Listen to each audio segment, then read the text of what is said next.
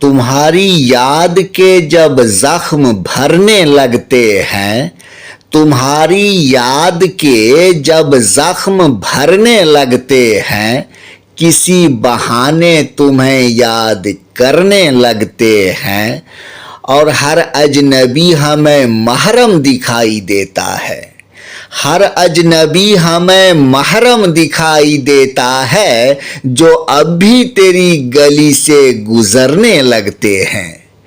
दोस्तों, आप पहचान गए होंगे ये रंग फैज़ का है और ये अशार मैंने आपको दस्ते सबा से सुनाया है। दोस्तों, आज इस वीडियो में जैसा कि आपने थंबनेल में देखा कि हम लोग फैज़ की एक मशहूर नज़्म जिंदा की एक सुबह पढ़ने वाले हैं जो कि दस्ते सबा में शामिल है। और आपको मालूम है, बताने की ज़रूरत नहीं है कि दस्ते सबा किस कदर अहम है। तो आइए दोस्तों, वीडियो का बाज़ाब्ता आगाज़ करते हैं।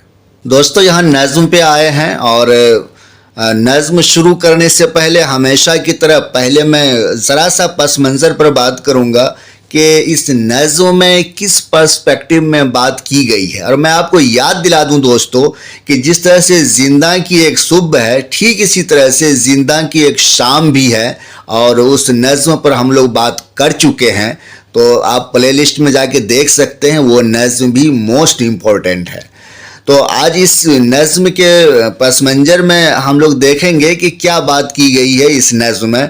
तो उन्वान से जाहिर है, देखिए कि उन्वान से क्या है उन्वान नज़्म का, कि जिंदा की एक सुबह, यानी कि कैद खाना की एक सुबह।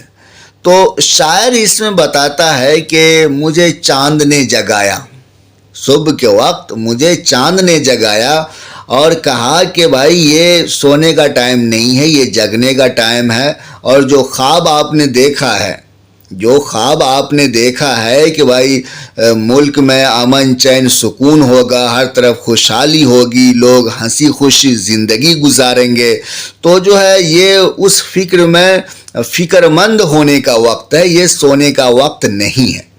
और इसके बाद शायर बहुत ही खूबसूरत मंजर कशी शायर ने इसमें किया है। और क्या बताऊं कि आप कितना खूबसूरत है वो मंजर कि शायर बयान करता है कि सुबह का वक्त है और जो रात की स्याह चादर है वो पानी के ऊपर है। और इसके अलावा कि पढ़ेंगे आगे तो आप देखिएगा कि चांद जो है वहाँ पे जो है फूल गिरा रहा है, बरसा रहा है, जैसे सितारा को फूल कहा गया, तो जो है वो बता रहा है। इसके बाद आगे और आप नज़्म को देखेंगे तो उसी तरह से खूबसूरत मंजर कसी के साथ साथ ये शायर तस्वुर करता है कि जो लोग सहन में हैं, यानी कि जिंदा के सहन में हैं, यानी कि शायर के साथ और लोग भी वहाँ पे जो है कैद है, असीर है, तो उन लोगों के चेहरे को भी शायर देखता है, उन लोगों का भी जिक्र करते हैं इसमें। फिर उसके बाद ये बताते हैं कि भाई सुबह हुई तो जो रात में पहरेदार थे, जो कि जिसकी नाइट में ड्यूटी थी कि भाई कोई कैदी भागे नहीं, तो वो लोग, उन लोगों का चेहरा भी जो है बिल्कुल बुझा हुआ सा है। और इसके बाद ऐसे लोग हैं जो कि रात में सोए हैं, जिनकी ड्यूटी दिन में होती है देख रेख करने की कि कोई कैदी इधर उधर न जाए, तो जो है वो लोग पूरा एकदम वैसे हैं कि बहुत मजबूत हैं, बहुत हट्टे कट्टे से हैं। और जाहिर सी बात है कि पुलिस में जो लोग होते हैं तो वैसे मजबूत लोगों को लिया जाता है। तो उन सारी बातों का जिक्र करते हैं और लास्ट में एक जो पॉजिटिव चीज़ जो है दिखाते हैं कि भाई जो है ऐसा एक वक्त आने वाला है, अनकरीब एक वक्त आएगा कि जो है हम लोग आज़ाद हो जाएंगे, कैद से बाहर आ जाएंगे। तो इस तरह की बात शायर इसमें किए हैं। और फैज़ साहब की ख़ास बात यह है कि आप जानते हैं कि ये सीधी सीधी बात नहीं करते हैं, कहीं नहीं किए हैं, किसी भी नज़्म में नहीं किए हैं। इनका अंदाज़ अलामती होता है, इनका अंदाज़ इस्ताराती होता है, क्योंकि ऐसा अगर सीधी सीधी बात करेंगे तो नज़्म में वो मज़ा ही नहीं आएगा, وہ مزہ نہیں آئے گا، ہلکے پھلکے انداز ہوں گے. تو وہ چیز فیض کی یہاں تھوڑی سی گہرائی ہے. فیض کی نظموں کو سمجھنا پڑتا ہے. اور اگر آپ اخت الایمان کی نظموں کو پڑھیں گے تو وہاں زیادہ دماغ لگانے کی ضرورت نہیں ہے. ان کا انداز بہت ہلکا پھلکا ہے. وہ بہت کم علاماتی اور استعاراتی انداز استعمال کیے ہیں. اخت الایمان صاحب ان کی جو نظموں کا جو مجموعہ آپ کے نصاب میں شامل ہے، آپ ان کو پڑھیے. ان پر میں ایک آدھ ویڈیو ہی بنایا ہوں. میں نہیں سمجھتا ہوں ان پر بہت زیادہ ویڈیو بنانے کی ضرورت ہے. وجہ یہ ہے کہ وہ آپ خود سے ہی پڑھ سکتے ہیں. لیکن یہاں پہ جو ہے جو نئے ایسپیرینٹس ہیں ان کو تھوڑی سی دقت ہو سکتی ہے. تو اس لیے میں جو ہوں دستے ثواب پر زیادہ فوکس کر کے اس لیے بھی چل رہا ہوں کیونکہ یہ ہر جگہ کے نصاب میں شامل بھی ہے. اور اکثر فیض کے یہاں سے جو ہے اسی بک سے جو ہے پوچھتا ہے، اور فیض کے یہاں سے تو ہمیشہ ہی پوچھتے آیا. فیض ایک بڑا شاعر ہے. تو آپ دیکھیے دوستو، اب شروع کرتے ہیں نظم کو. دیکھیے کیا انداز ہے شاعر کا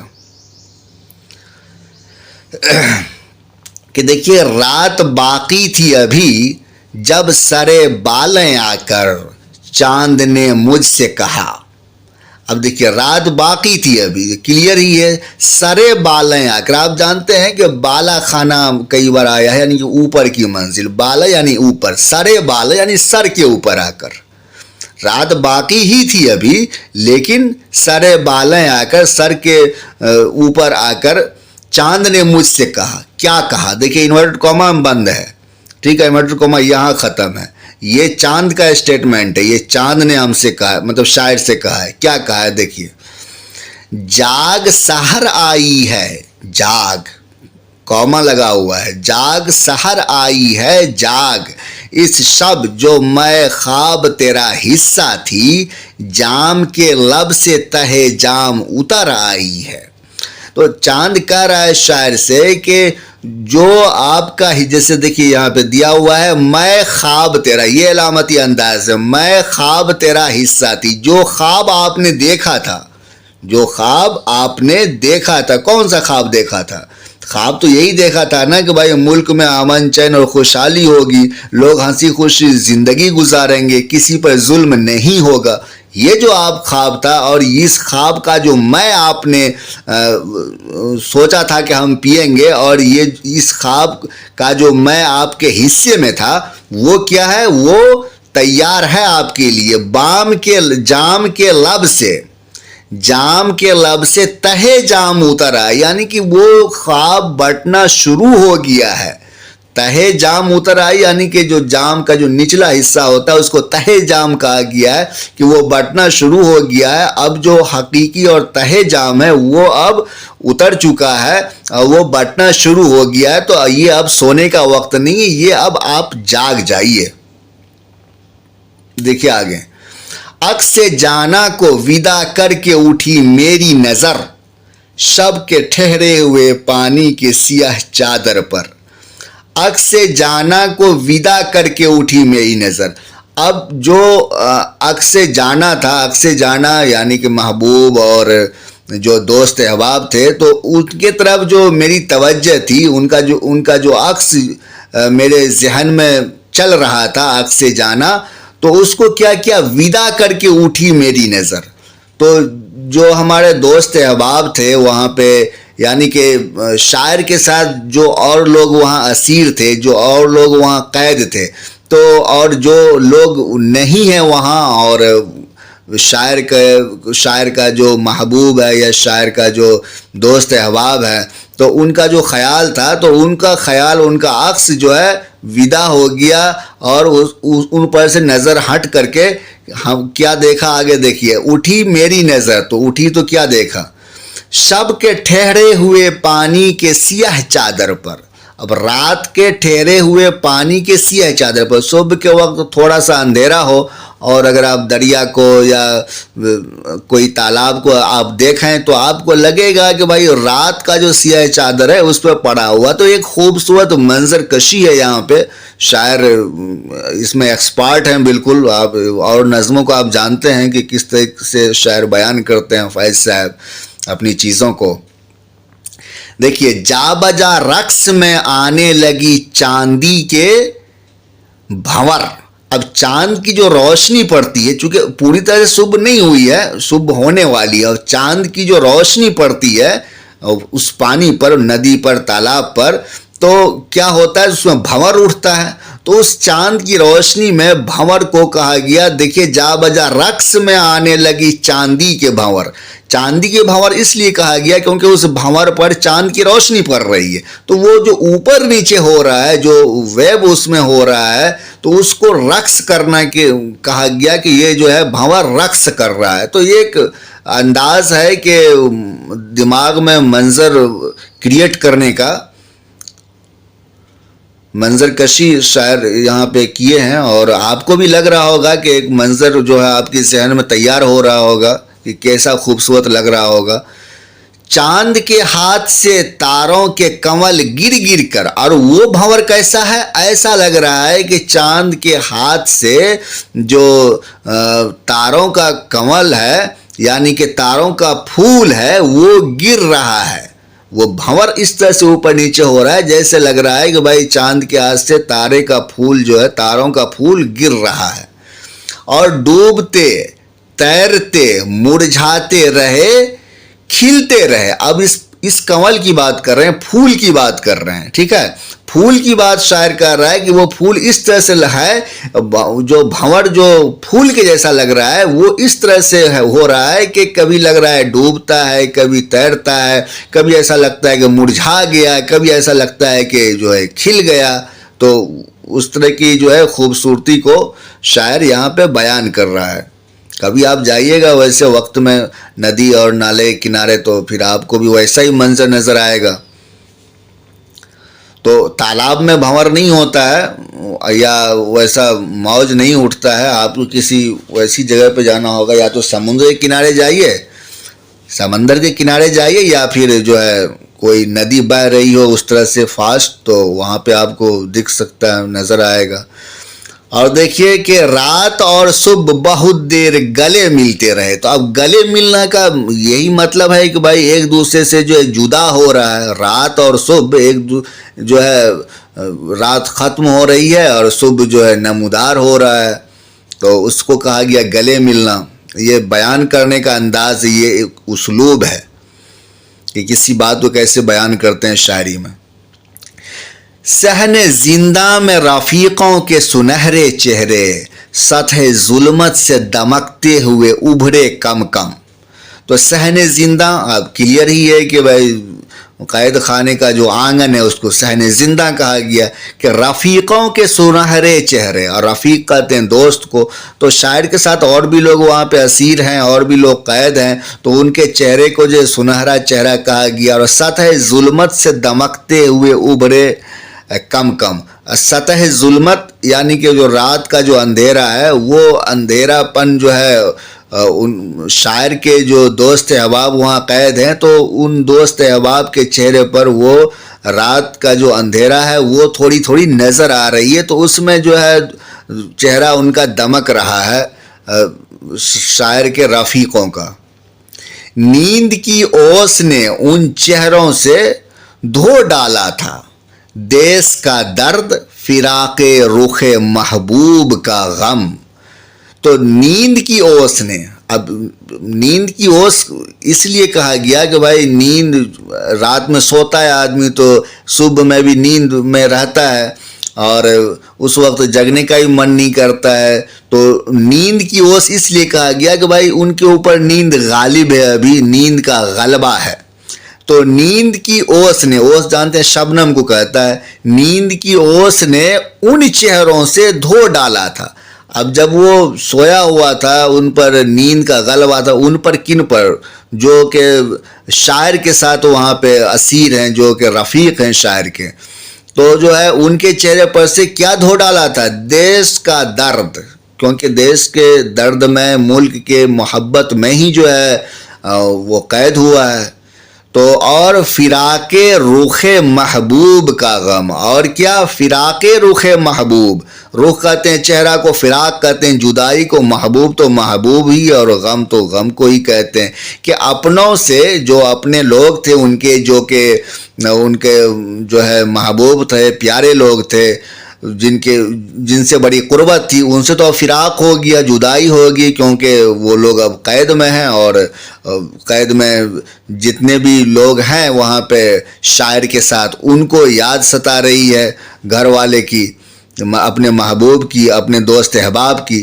تو جو ہے یہاں سے کلیئر ہوا ہوگا آپ کو کہ نیند جو ہے، نیند کا جو غلبہ ہے وہ ایسا ہے کہ نیند کے غلبے نے شاعر کے رفیق جو وہاں قید ہیں ان کے اوپر سے کیا کیا تھا، دیش کا درد جو ہے دھو ڈالا تھا، اور فراق رخ محبوب کا جو غم تھا وہ بھی دھو ڈالا تھا. ظاہر سی بات ہے انسان اگر سویا رہتا ہے تو اس کو، وہ تو سویا ہی رہتا ہے اس وقت، جب تک وہ سویا ہوا ہے اس کو تو کسی کی یاد بھی نہیں ہے اور کچھ نہیں، بس آدھی موت ہوتی ہے. تو اسی بات کو شاعر یہاں کہہ رہا ہے.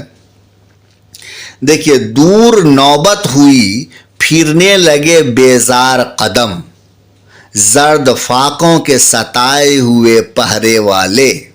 تو دور نوبت ہوئی، نوبت کے کئی مطلب ہوتا ہے لیکن یہاں نوبت کا مطلب ہے کہ نگرانی کرنا، جو نگراں ہوتے ہیں، جو کہ پاسبانی کرتے ہیں، جو کہ چوکیداری کرتے ہیں. جو رات میں جیل میں، آپ لوگ نہیں جانتے ہوں گے، جیل میں کچھ لوگوں کی ڈیوٹی ہوتی ہے، وہ رات بھر جگتے ہیں، وہ رات بھر جگ کر کے نگرانی کرتے ہیں. تو ان لوگوں کی بات کر رہے ہیں شاعر کہ دور نوبت ہوئی ہے. جو لوگ رات میں نگرانی کرتے تھے وہ اب کیا ہو گئے، دور ہو گئے. پھرنے لگے بیزار قدم. تو بیزار قدم کہا گیا کہ بھائی اب جب صبح ہو جاتی ہے تو جو رات میں پہرا دینے والے لوگ ہوتے ہیں تو وہ اپنا آرام کرنے لگتے ہیں، اور ایک ویسا چہل پہل کا ماحول ہو جاتا ہے، ہر کوئی جگ جاتا ہے. تو اسی لیے کہا گیا کہ بیزار قدم، بیزار قدم جو ہے پھرنے لگے. اب رات پوری ہو گئی، اب صبح ہو گیا، تو جو لوگ رات میں ڈیوٹی میں تھے تو ان کے بیزار قدم ادھر ادھر پھرنے لگ گئے. اور زرد فاقوں کے ستائے ہوئے پہرے والے، ان کو زرد فاقہ کہا گیا کہ جن لوگوں کی ڈیوٹی رات میں تھی تو صبح رات بھر جگے گا تو صبح ان کا چہرہ کیسا ہوگا، ایسا لگے گا کہ بالکل ایک دم زرد فاقہ، چہرہ پر کوئی رونق نہیں رہتی. آپ جانتے ہی ہیں، کبھی آپ کے ساتھ اگر ایسا ہوا ہو کہ رات بھر آپ جگے ہیں تو آپ کا چہرہ صبح میں بے رونق لگے گا. تو اسی لیے کہا گیا ہے زرد فاقوں کے ستائے ہوئے پہرے والے. اہل زندہ کے غضبناک خروشاں نالے، اہل زندہ کے غضبناک خروشاں نالے، جن کی باہوں میں پھرا کرتے ہیں باہیں ڈالے. تو اہل زندہ یعنی زندہ والے، قید خانے والے، اہل زندہ کے غضبناک خروشاں نالے. اب غضبناک، غضب سے غضبناک ہے. خروشاں نالے کس کو کہتے ہیں؟ خروشاں کہتے ہیں کہ جیسے کہ کوئی شور گل مچا رہا ہو، ہے نا، شور گل مچانا خروشاں کہتے ہیں. اور نالے کہتے ہیں کہ فریاد کرنا. نالے ہوتا ہے نا، نالے کوئی نیا ورڈ نہیں ہوگا آپ کے لیے، ہزار بار استعمال ہوا ہے اردو شاعری میں کہ نالا و فریاد کرنا ایک ساتھ بھی استعمال ہوتا ہے. اور خروشاں شور و گل. تو اہل زندہ کے غضبناک، غضبناک اس لیے کہا گیا کہ وہاں پر جو ہے کوئی ویسا ہوتا نہیں ہے کہ کوئی خوش ہو، کوئی بھی خوش نہیں ہوتا ہے، اس لیے ان کو غضبناک کہا گیا ہے. کہ اہل زندہ کے غضبناک خروشاں نالے، جن کی باہوں میں پھرا کرتے ہیں باہیں ڈالے. اب کوئی ایک انسان تو قید ہے نہیں وہاں پہ، بہت سارے انسان قید ہیں اور سب کے نالے ہیں. تو سب کے نالے ایک ساتھ، اگر سب کی آہ و فغاں اور سب کی فریاد ایک ساتھ مل جائے تو ایسا لگتا ہے شاعر کو کہ سارے نالے ایک دوسرے کی باہوں میں ڈالے ہوئے ہیں باہیں. تو جن کی باہوں میں پھرا کرتے ہیں باہیں ڈالے. اب نالا فریاد ہونے کا یہ مطلب نہیں کہ نالا فریاد کا مطلب ہوا کہ چیخ چلا رہا ہے. خاموشی کی بھی زباں ہوتی ہے، ہر بات کہاں لفظوں میں بیاں ہوتی ہے. اور شاعر حساس ہوتا ہے، اور خاموشی کو بھی شاعر سمجھتا ہے کہ بھائی ان کی خاموشی ہے ضرور، یہ بول نہیں رہا ہے کچھ، لیکن ان کے دل سے ایک نالا و فریاد جاری ہے.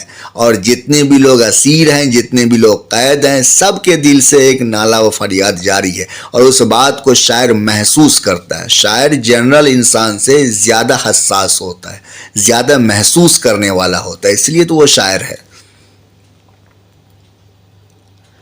لذت خواب سے مخمور ہوائیں جاگیں، جیل کے زہر بھری چور صدائیں جاگیں۔ اب صبح کا وقت ہے، ہر کوئی جاگ رہا ہے، تو کہہ رہا ہے کہ لذت خواب سے مخمور ہوائیں جاگیں۔ لذت خواب یعنی کہ سویا ہوا ہونا، خواب کی لذت میں ہونا۔ تو مخمور ہوائیں، مخمور کس کو کہتے ہیں؟ مخمور کہتے ہیں کہ جیسے کہ کوئی مست ہو اس طریقے کا، یعنی کہ کوئی نشے میں چور ہوتا ہے تو اس کو ہم کہتے ہیں مخمور ہے یہ۔ تو مخمور ہوائیں اس لیے کہا گیا کیونکہ جو ہے رات میں یہ لذت خواب میں تھا، تو اس سے کیا ہو گیا؟ مخمور ہوائیں جاگ گئیں۔ یعنی کہ کہنے کا ایک انداز ہوتا ہے کہ صبح ہوئی، سب چہل پہل ہوا، ہوائیں بھی چلیں، تو ہوائیں بھی ایسی لگ رہی ہے کہ ہوائیں ابھی جاگی ہے ہم لوگوں کے ساتھ ہی۔ تو یہ اس چیز کو شاعر اس انداز میں بیان کر رہا ہے کہ جیل کی زہر بھری چور صدائیں جاگی۔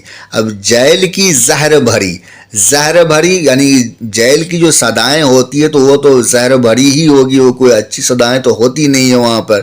اور چور صدائیں اس لیے کہا گیا کیونکہ جو ہے رات میں لوگ اس طرح سے سناٹا ہوتا ہے، اور اسی لیے اس کو چور صدائیں کہا گیا کہ وہ صدائیں جو رات میں لوگ نہیں دیتے ہیں، وہ آواز جو رات میں نہیں ہوتی ہے لیکن صبح ہوتی ہے تو ہر کوئی بات کرتا ہے، بولتا ہے، تو اسی لیے کہا گیا کہ چور صدائیں جاگیں، جیل کی زہر بھری۔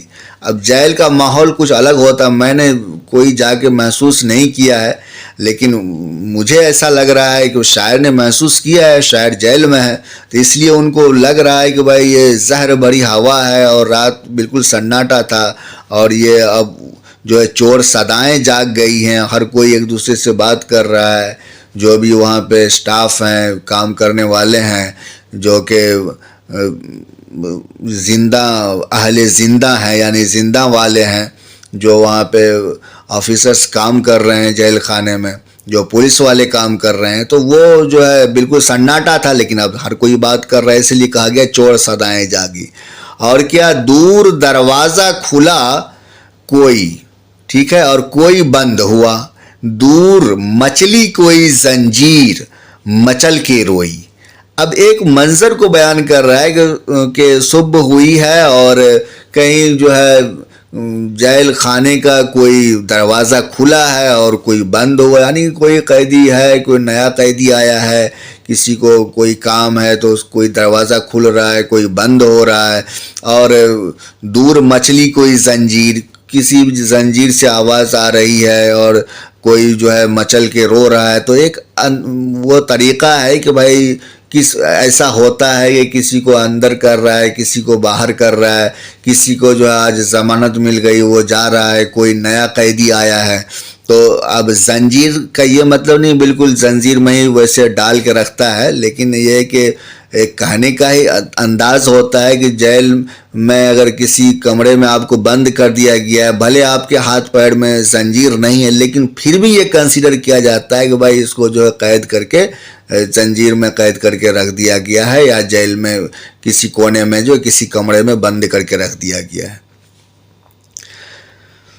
دیکھیے آگے بڑھتے ہیں، تھوڑا سا اور رہ گیا ہے کہ دور اترا کسی تالے کے جگر میں خنجر۔ اب تالے کے جگر میں خنجر کا مطلب یہ ہوا ہے کسی کمرے کا، جیل خانے میں کسی کمرے کا تالا کھلا ہے، تو اسی بات کو کہا گیا، تالا کھلنے کی بات کو کہا گیا کہ بھائی جگر میں خنجر اتر گیا کسی تالے کے۔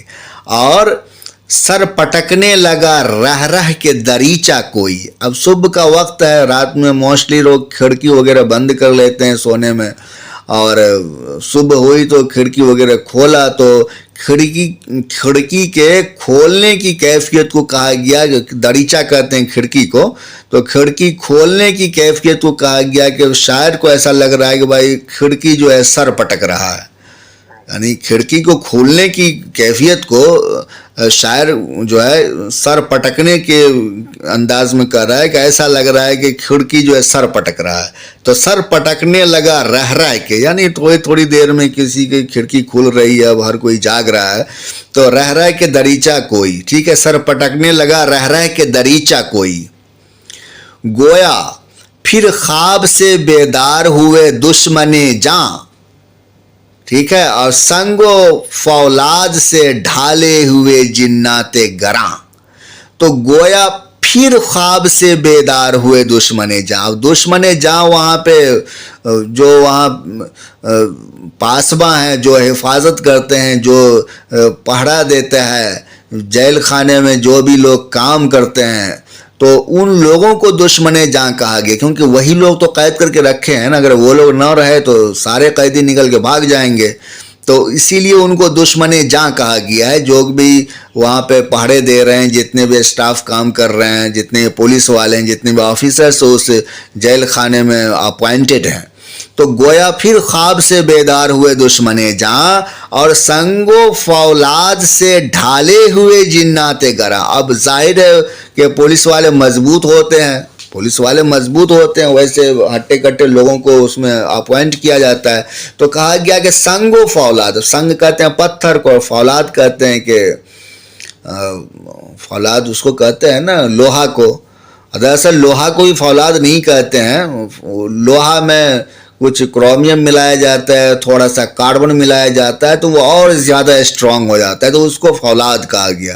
تو جو ہے سنگ و فولاد سے ڈھالے ہوئے جنات گراں. جنات گراں بھی انہی لوگوں کے لیے استعمال ہوا ہے جن کے لیے دشمن جاں استعمال ہوا ہے، اسی لیے انہی کے لیے جنات گراں استعمال ہوا ہے. جنات موسٹلی کنسیڈر کیا جاتا ہے کہ بھائی جنات بہت طاقتور ہوتا ہے، بہت مضبوط ہوتا ہے، تو اس لیے جنات گراں کہا گیا.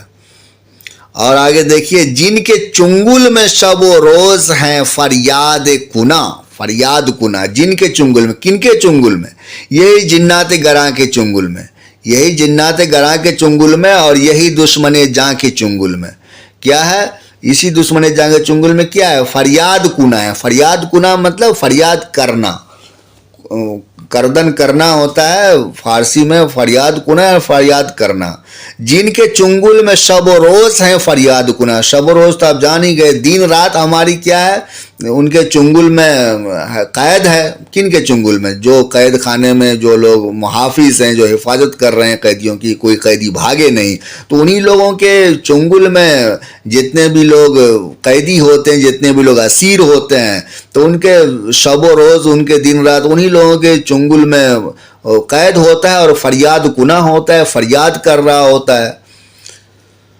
اب یہ نہیں کہ موخک فریاد کر رہا ہو، لیکن وہ کہ سائلنٹ رہ کے بھی لوگ ایک طرح سے فریاد ہی کر رہا ہے نا کہ بھائی کب ہمیں نکلے. اس بات کو شاعر نے یہاں بیان کیا ہے. دیکھیے، میرے بیکار شب و روز کی نازک پریاں. اب یہ اس لائن کا ہے. دیکھیے، جن کے چنگل میں شب و روز ہیں فریاد کنا. کیا فریاد کنا ہے نا؟ کیا فریاد کنا ہے؟ ایسا کیا ہے کہ جو کہ دن رات جو ہے ان کے چنگل میں فریاد کنا ہے؟ تو وہ ہے یہ نازک پریاں. میرے بیکار شب و روز کی نازک پریاں. بیکار شب و روز اس لیے کہا گیا کیونکہ قید خانے میں قیدی کا شب و روز بیکار ہی ہوتا ہے. اور نازک پریاں اس لیے کہا گیا کہ خوبصورت خیال، خوبصورت لمحات. ظاہر سی بات ہے کہ اگر وہ قید میں نہیں ہوتا، زندہ میں قید نہیں ہوتا، اسیر نہیں ہوتا، باہر ہوتا، تو ان کے شب و روز جو ہے خوبصورت ہوتا. ظاہر خوبصورت ہوتا ہے. نازک پریاں اس لیے کہا گیا کیونکہ پریاں خوبصورت ہوتی ہے موسٹلی، تو اس وجہ سے کہا گیا کہ میرے شب و روز، میرے دن رات کے جو خوبصورت لمحات ہیں وہ کیا ہے کہ وہ قید ہے اور فریاد کر رہا ہے ان لوگوں سے جو کہ وہاں پہ اپوائنٹڈ ہے اسیر کو، یعنی کہ قیدی کی حفاظت کے لیے کوئی بھاگے نہیں. آخری شعر دیکھیے، اپنے شاہپور کی رہ دیکھ رہی ہیں یہ اسیر. اسیر کون؟ وہی جو قیدی ہیں، قید ہیں، اس کو کہا گیا اسیر. اور شاہپور ہے. شاہپور کہتے ہیں کہ جیسے کہ کوئی یعنی پرواز کرنا، اڑ جانا، آزاد ہو جانا. تو اپنے شاہپور کی راہ دیکھ رہی ہیں یہ اسیر. ٹھیک ہے، اسیر یا جو بھی لوگ قید ہے وہ یہ راہ دیکھ رہی ہے کب ہم آزاد ہو جائیں، کب ہم یہاں سے نکل جائیں. اس کو شاہپور کہا گیا. ویسے لفظی مطلب شاہپور کا ہوتا ہے کہ پرواز کرنا، اڑ جانا. اور جس کے ترکش میں ہیں امید کے جلتے ہوئے تیر. جس کے کس کے؟ اسی اسیر کے یہ جو لوگ قید ہیں قید خانے میں، اس کی بات کر رہے ہیں. اسی کو کہا گیا کہ جس کے ترکش میں ہے. ترکش کہتے ہیں کہ تیر رکھنے کی جگہ. آپ دیکھے ہوں گے تیر کمان مووی وغیرہ ہم دکھاتا ہے کہ ایسے کندھے میں لٹکا ہوتا ہے، اس میں تیر رکھتے ہیں لوگ، جتنے بھی تیر رکھ سکیں 15 20 25 جتنے بھی اس میں آئیں، تو اس کو ترکش کہا گیا. جس کے ترکش میں ہیں امید کے جلتے ہوئے تیر. اب جلتے ہوئے تیر کا مطلب یہ ہوا کہ بھائی تیر جو ہے وہ جل رہا ہے، اور کس کا تیر ہے؟ امید کا تیر ہے.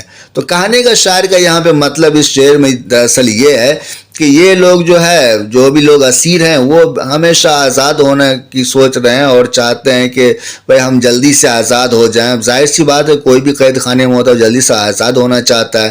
تو اپنے شاہپور کی راہ دیکھ رہی ہیں، اپنی آزادی کی راہ دیکھ رہی ہیں، اور جس کے ترکش میں ہے یعنی کہ ان کے دل دماغ میں کیا ہے کہ ایک امید ہے، ایک ایسی امید ہے کہ وہ یہ سوچ رہا ہے کہ ہم جلدی سے آزاد ہو جائیں گے.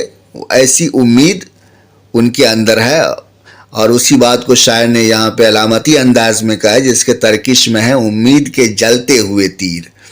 تو تیر جو ہے وہ چلنا چاہ رہا ہے کہ ہم آزاد ہو جائیں. تو امید کا تیر اس لیے کہا گیا ہے کہ امید شاعر کر رہا ہے کہ جو بھی یہاں اسیر ہیں وہ یہ چاہتے ہیں کہ ہم جلدی سے آزاد ہو جائیں، اور اس کو یہ اس بات کی بالکل امید ہے کہ ہم بہت جلد آزاد ہو جائیں گے. تو یہی نظم تھی دوستو، میں نے ایک بار پڑھ دیا ہے. اب آپ پڑھیں گے تو آپ کو تھوڑی سی آسانی ہوگی کہ سمجھنے میں، کیونکہ فیض صاحب کا انداز ذرا سا علامتی ہوتا ہے. تو جو نئے ایسپیرنٹس ہوتے ہیں، جو نیو لرنرز ہوتے ہیں، ان کو ذرا لگتا ہے کہ کیا بات کر رہے ہیں فیض صاحب. تو ٹھیک ہے دوستو، چلیے ملتے ہیں کسی نئے ویڈیو میں. اپنا بہت سارا خیال رکھیے. اللہ حافظ.